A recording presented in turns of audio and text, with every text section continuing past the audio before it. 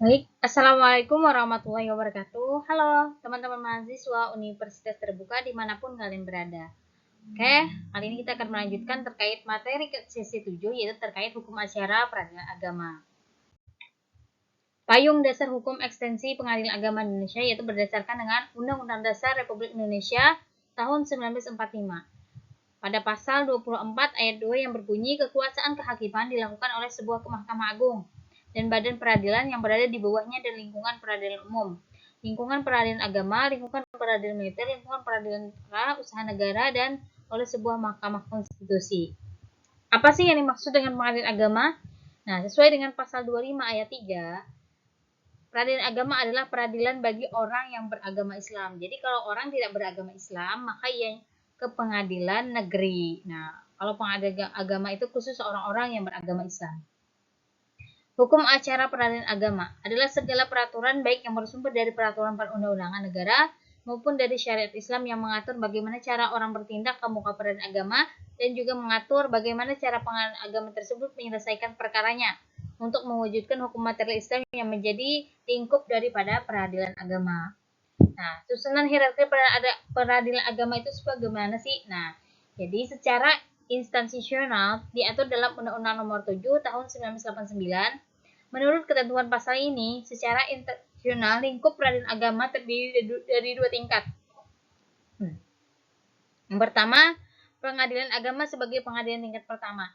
Yang kedua, pengadilan tinggi agama sebagai pengadilan tingkat banding. Nah, jadi susunannya itu ada dua, ada tingkat pertama dan ada juga tingkat banding. Secara organisasi, pengadilan agama sesuai bab 2 bagian pertama pasal 9 Undang-Undang Nomor 7 Tahun 1999 terdiri dari yang pertama itu pimpinan, hakim anggota, panitera, sekretaris, dan jurusita. Sedangkan pengadilan tinggi agama terdiri dari pimpinan, hakim anggota, panitera, dan sekretaris. Jadi tidak bedanya ada satu, itu kalau di bagian atas yang bagian pertama itu pengadilan agama tidak ada jurusitanya. Nah, kalau pengadilan tinggi agama itu kalau pengadilan agama itu ada jurusitanya, tapi kalau pengadilan tinggi agama itu tidak ada yang namanya jurusita. Kedudukan pengadilan agama. Nah, sesuai dengan pasal 2 Undang-Undang Peradilan agama adalah salah satu pelaku kekuasaan kehakiman bagi rakyat pencari keadilan yang beragama Islam mengenai perkara tertentu sebagaimana dimaksud dalam undang-undang ini. Nah, ini bisa dilihat teman-teman, ada pasal 3A Undang-Undang Peradilan Agama itu ada ayat 1, ayat 2, dan ayat 3. Kemudian ada kekuasaan pengadilan agama. Nah, pasal 49 Undang-Undang Peradilan Agama. Pengadilan agama bertugas dan berwenang untuk memeriksa, memutus, dan menyelesaikan perkara di tingkat pertama antara orang-orang yang beragama Islam di bidang yang pertama itu perkawinan, waris, wasiat, hibah, wakaf, zakat, infak, sedekah, dan ekonomi syariah. Nah, contoh di bidang perkawinan, teman-teman mungkin bisa dilihat. Nah, ini banyak sekali, ada 22 macam. Nah, ada juga bidang waris, bidang zakat. Jadi tidak hanya membahas terkait bidang perkawinan, tapi juga membahas tentang waris, bidang zakat, hibah, wakaf, infak, sedekah, ekonomi syariah, dan sengketa hak milik ataupun keperdataan. Hukum acara peradilan agama. Nah, sesuai dengan pasal 54 Undang-Undang Peradilan Agama, hukum acara yang berlaku pada pengadilan dalam lingkungan peradilan agama adalah hukum acara perdata yang berlaku pada pengadilan dalam lingkungan peradilan umum, kecuali yang telah diatur secara khusus dalam undang-undang ini. Apa saja sih asas-asas dalam hukum acara peradilan agama? Nah, yang pertama itu ada asas personalitas keislaman. Yang kedua ada asas kebebasan. Yang ketiga ada asas wajib mendamaikan. Yang keempat ada asas sederhana, cepat dan biaya ringan. Kemudian ada asas persidangan terbuka untuk umum. Kemudian ada asas persamaan dan asas aktif memberi bantuan. Ini asas-asas ini sudah sesuai dengan Undang-Undang Nomor 7 Tahun 1989. Nah, asas-asas umum dalam hukum acara peradilan agama. Yang pertama tadi asas personalitas keislaman. Nah, asas ini bermakna bahwa yang tunduk dan yang dapat ditundukkan kepada kekuasaan lingkungan peradilan agama hanya mereka yang beragama Islam.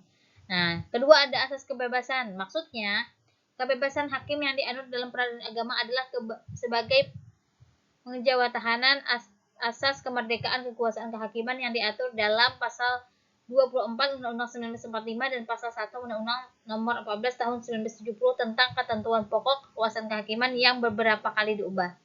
Maksudnya, aparat yang melaksanakan fungsi pengawasan dan pembinaan tidak diperkenankan untuk diperketat, artinya diberikan kebebasan kepada hakim dalam memeriksa perkaranya. Ketiga, ada asas umum dalam hukum acara peradilan agama, yaitu asas wajib mendamaikan.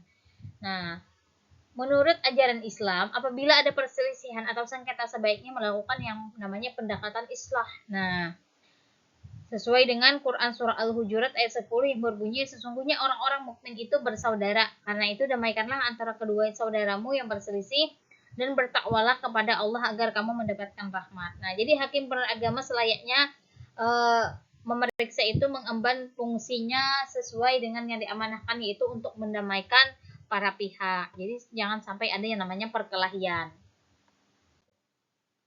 Yang keempat itu ada asas sederhana, cepat, dan biaya ringan. Nah, makna dan tujuan asas ini bukan sadar menitik beratkan unsur kecepatan dan biaya ringan, bukan pula bertujuan menyuruh hakim memeriksa dan memutus perkara perceraian dalam waktu 1 atau 2 jam.